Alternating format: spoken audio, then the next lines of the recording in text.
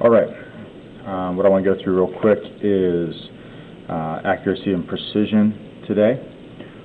We started off this section when we were taking measurements. We talked about our degree of accuracy. Degree of accuracy. So what that is for us is to read every number that you can off of a device and then estimate one more digit. So our rulers, for instance, our rulers have this scale on them. So we can read the ones, we can read the tenths, we should estimate to the hundredths. Accuracy is a measure of correctness. Accuracy is the measure of how correct our number is. So if we are measuring to a degree of accuracy, our degree of accuracy in how we record our measurement is revealing how accurate our measurement is, whatever we are confident measuring to. Accuracy can be quantified.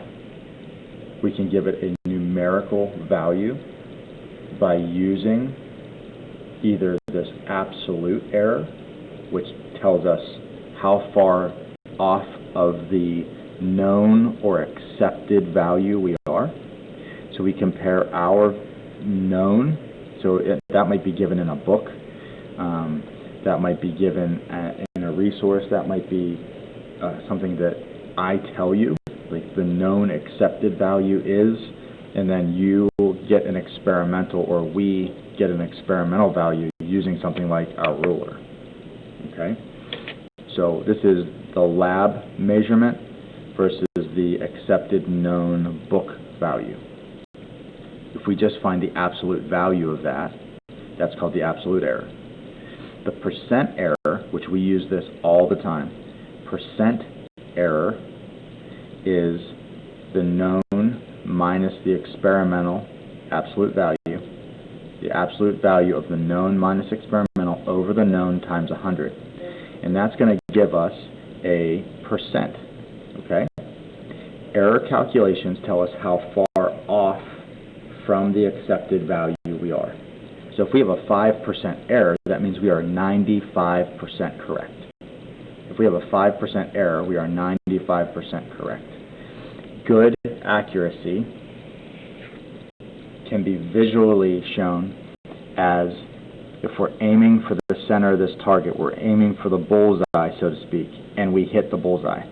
If we hit where we're aiming, if our measurement matches with the known accepted value, we have good accuracy.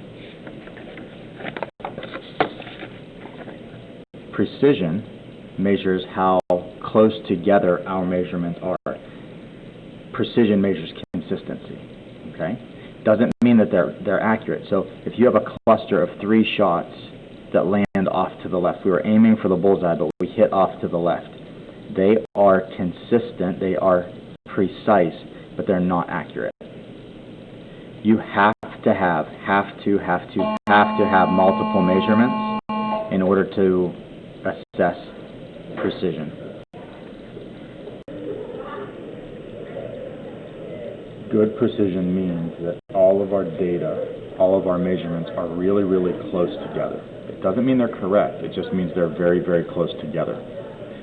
The way that we can put a number value to precision is by something called deviation.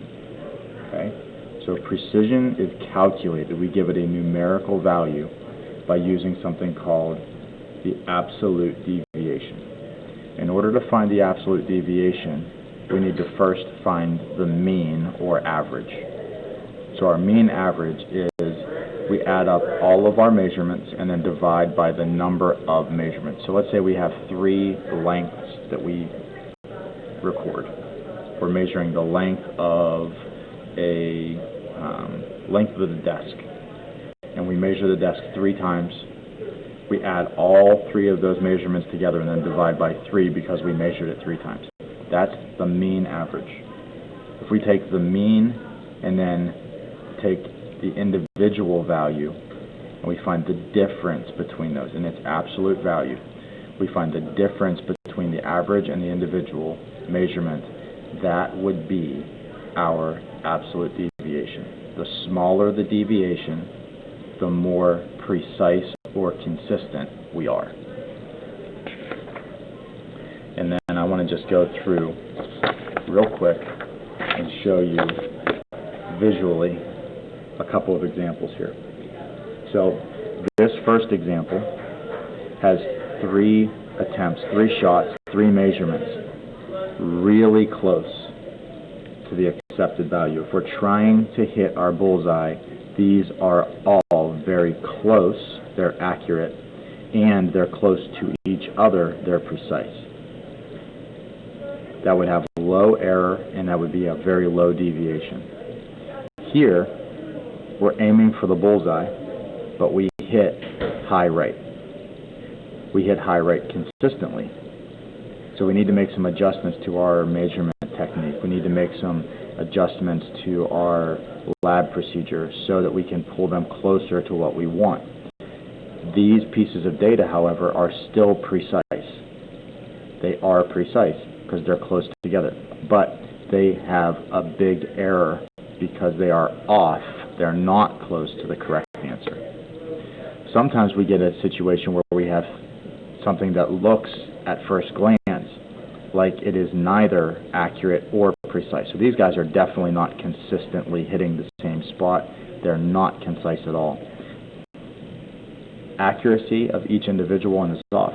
But if we do the average, if we calculate the mean, where the mean lands is right here in the middle. So if you ever have data that is not precise and it's kind of all over the place, instead of throwing it out, try finding the mean average, and I bet you what happens is your data will become more accurate because of the average. That's just a tool that we can use. When we look at the assignment for today, what I want you to do for me is I want you to go through these 4 problems on this sheet. You can print this out, and you're going to use this equation, the absolute value of the experimental minus your accepted divided by your accepted times 100. So if we go through this problem, the experimental value is 32.45 grams. When Ben practiced his laboratory skills of measuring a beaker's mass, he found it to have a mass of 32.45 grams. When he checked with the teacher, he found the known value was 32.50 grams. So what you're going to do at this point then is you're going to show your equation, percent error equals your experimental minus your accepted absolute value over the accepted times 100, okay? You're going to plug your numbers in. You're going to go 32.45 minus 32.50 over 32.50 and times by 100.